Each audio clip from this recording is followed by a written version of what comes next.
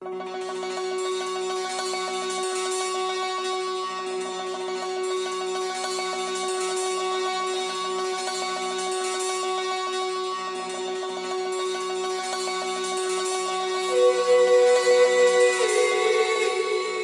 qué?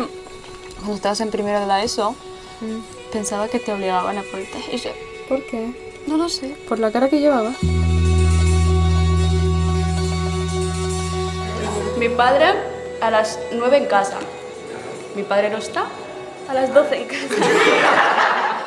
Que los padres tienen miedo a que hagas cosas que no tienes que hacer y por eso pues se ponen muy pesadas, se ponen más límites, pero no se dan cuenta de que cuanto más reprimes a alguien, pues más tiene ganas de rebelarse.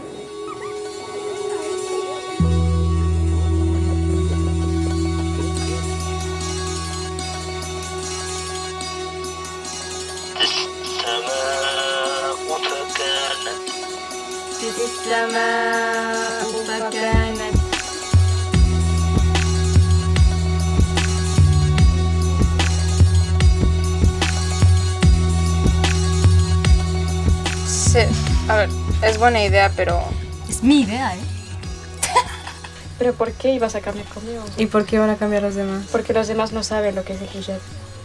Tú sabes lo que es. Pues quizás deberías contárselo.